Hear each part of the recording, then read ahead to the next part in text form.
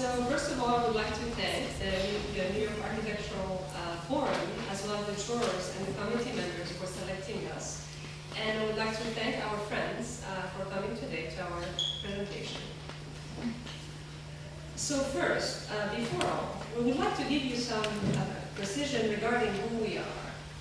And the reason for this clarification is that because of the exoticism of our name and the zealous reliance of editors of Microsoft Word spell check, we have developed alternate identities in the press and academia, even in the announcement of this award.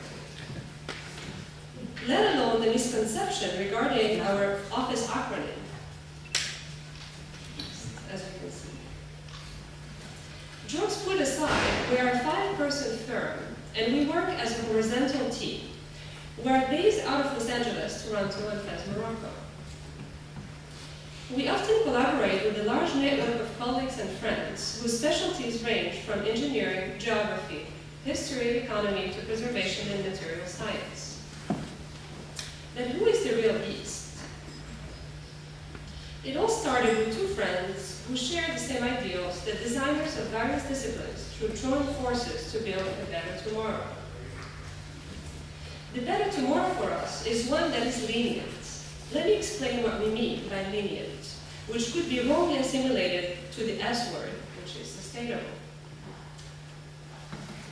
What sustainability, as a concept comes to represent in architecture, that is, the limiting of the impact of buildings on the environment, is without doubt a given in our eyes, and also how our work has been defined so far by others.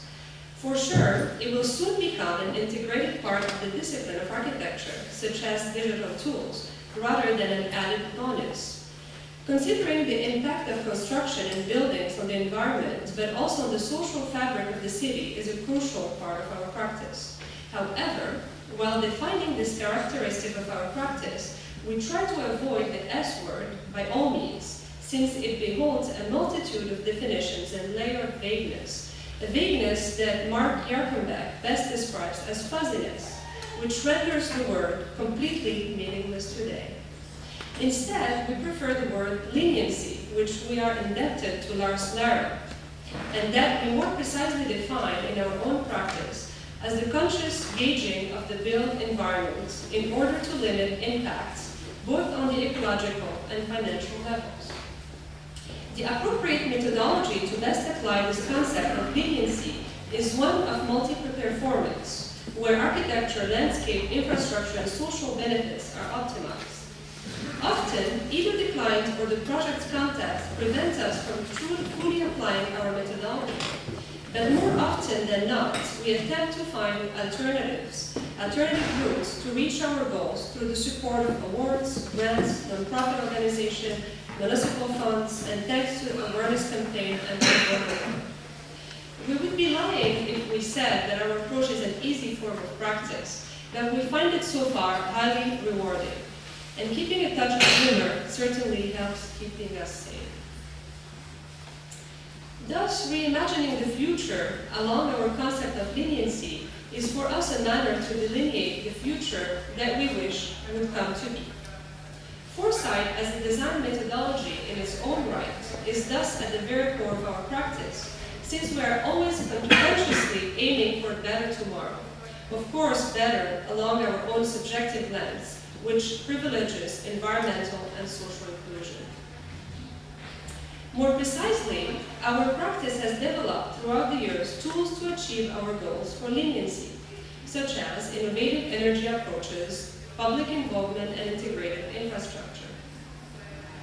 However, rather than acting as separate tools, those 3 techniques often hybridize in order to render our projects truly multi-performative. As such, the costs, impact, and building footprints are all limited. If we are grateful for the New York Architectural League to have given us ample exposure with this award, we are especially thankful for the fact that it allowed us for the first time to self-reflect on the totality of our office production, from commissioned projects and research to studios and seminars we have taught throughout the years at the GSD and at the University of Toronto.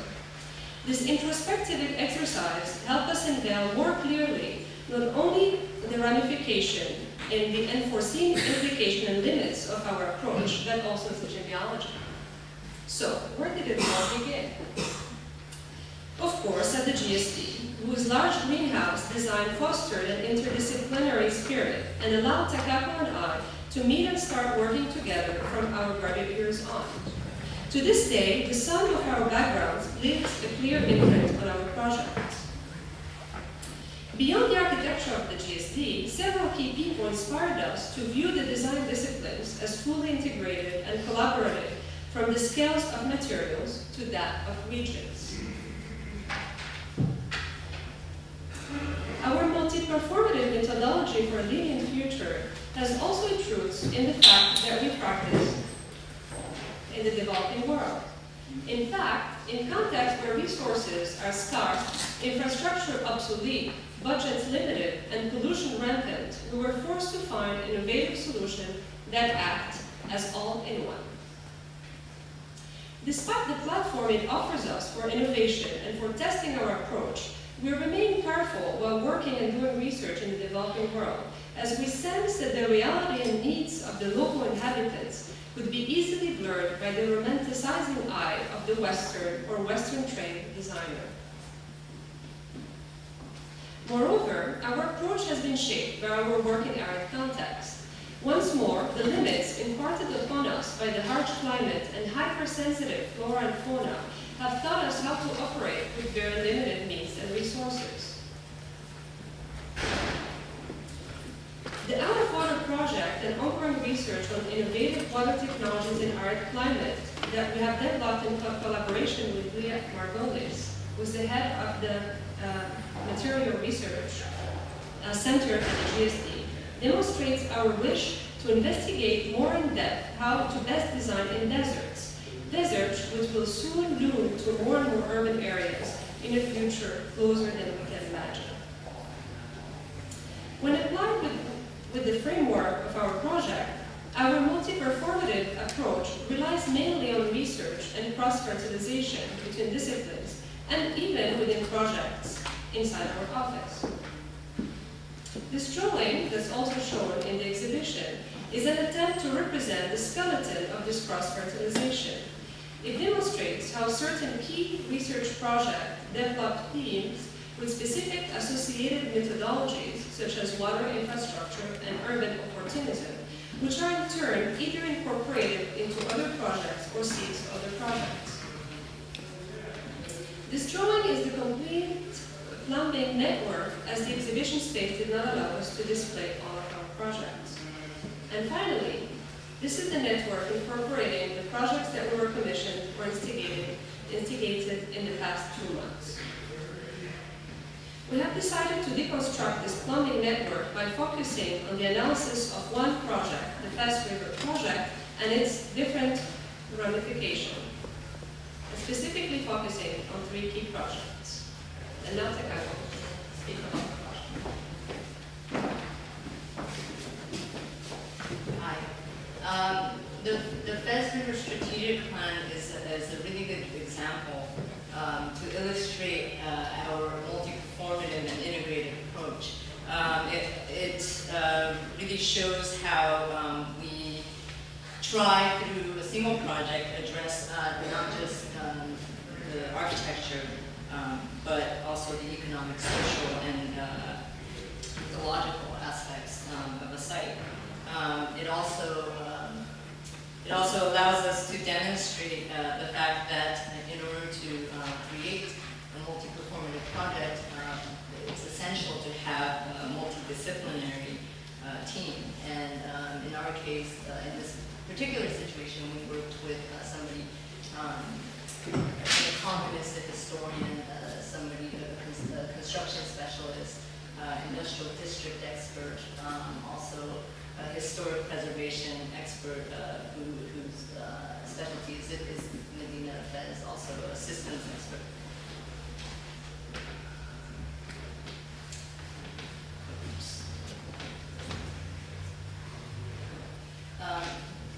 The Fez River is an important aspect of not just Moroccan ecology, but also economy. It is, the watershed comprises a huge portion of both the above surface and underground water resources. And it's also, it's also what feeds the agricultural sector, which is an important sector within the Moroccan economy.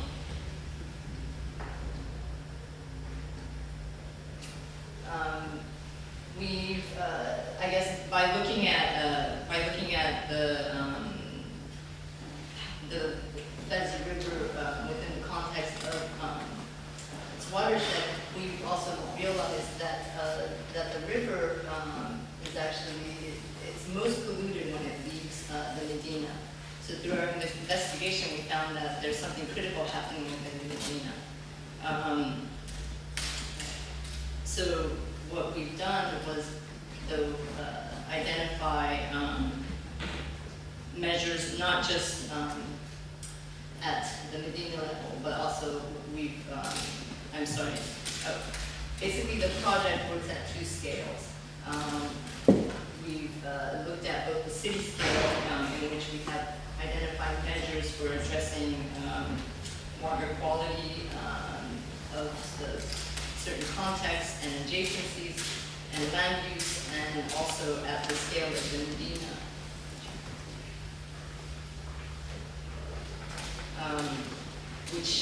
Where we've identified not just the issues related to ecology and the quality of water, but also social problems such as lack of connectivity, circulation, and also lack of open space.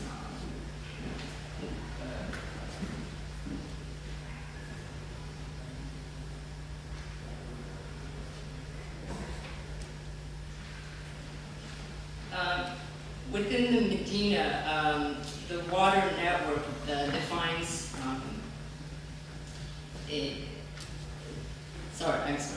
The water defines the form and the urban morphology of the Medina of Fez. Its importance within history and cultural aspects of the Medina is identified through different parts of the infrastructure, such as hammams, fountains that still exist today, but in certain conditions not as functional. And also within the Medina, we've then identified 3 sites that are currently vacant or about to be vacant that would allow us to begin to investigate more specifically how the role of infrastructure could play in a multi-performative approach. So the first site is the Rcif Plaza, and currently it is an intermodal site with everything from motorcycles, donkeys to cars. And what we did here was to utilize addressing the river as a means to also address issues of problem, and also to look at the river as also a new threshold. This is the place where the river had been covered during Morocco's time as a French protectorate, and it's also where it's covered, and it's also where it's uncovered. So it's this threshold that we envision as a new public space and also a functional space. We started by, as we usually do, by looking at the community that surrounds the area. This is in an alien language now, but basically we spoke to people who described their distress about how crowded and chaotic the space is. So in the plan, we began to integrate not just, currently the city is moving the vehicular access out of the site, And so we took this also as an opportunity to begin to introduce other programs into the site that would enhance its place as a public space. And then also it's, again, like, it shows where the new connection to the improved circulation within the Medina, which is a new entrance access to a new pedestrian circulation system. The layers of intervention for the site includes new shade canopies, benches, and different programs, and a detail identifying our concept for reuse within the site, reusing scraps of leather to turn into a leather canopy, and then also utilizing scraps of wood to create new site furnishings. We've also integrated new technology into improving the interface between the public and open space. This is an example in which there's a system to improve water quality. So it's a functional landscape, functional vegetation that not only creates this greenery within the space, but also is functioning to improve water quality for the river. A view of a new amphitheater, the threshold between the covered river and the uncovered river, and into the new pedestrian circulation that we've proposed. And then a view of the received looking towards the Chaouni. Site 2, the Andalous Playground, was formerly where the tanneries utilized for drying leather that had been processed.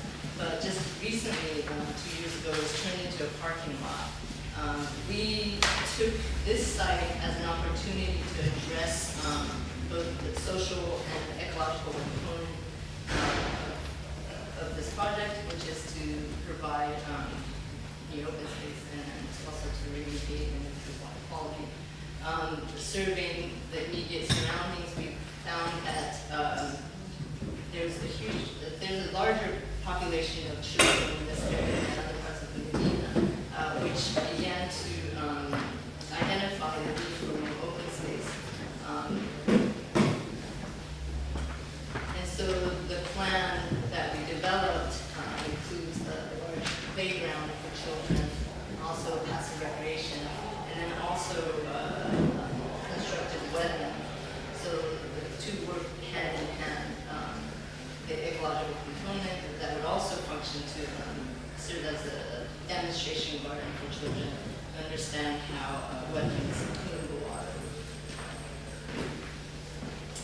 The different layers of this intervention include, again, the canopy of recycled leather, playthings made out of recycled tires, benches again, and new programs for public use.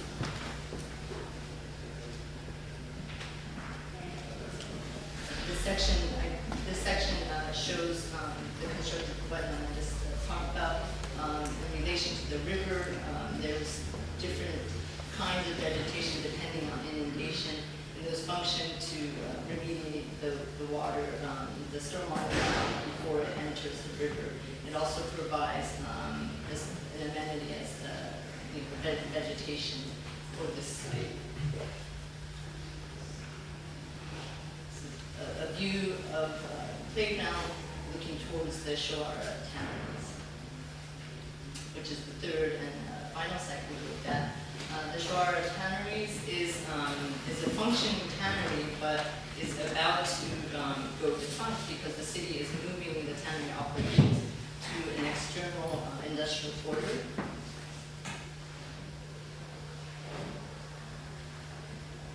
There are two major components to what we've proposed. With the tannery operations moving outside of this site, now the pits utilized as for botanical gardens, and also as a staging ground for cultivating the different plants, as a nursery for nurturing new plants for different parts of the Medina. It also, the buildings surrounding the tanning pits would also function as exhibition space, workshops, and galleries. Basically, this site addresses not just the ecological component, but the economic, since we envision this site becoming a site for nurturing a new, a new generation of leather workers. So not necessarily turning raw materials into processed materials, but maybe at a different level of the chain, such as maybe turning it into bags or maybe new designs. The layers of our intervention, again, is the tannery pits, which would be turned into a public amenity, botanical garden, and then the buildings that would serve the new economic development. It's the phasing of the tannery pits. Through phytoremediation, we would lift the metals that are within the soils. This is one of the proposals for turning the tannery pits into a botanical garden. And different adaptive reuse proposals to improve ventilation and access to light. This project, the major component of this particular site is, as I said, the economic component. It's basically looking at what exists and thinking of ways to improve the status of not just the people who are there, but also improving the status of this space as a cultural institution. So the project looked at working with a marketing company and branding company. We looked at what they had proposed about creating this new brand, a Made in Fez brand, that would focus on nurturing a new crafts industry within Medina of Fez. This is a view of the botanical garden, and then a view of the botanical garden, and also galleries and exhibition space.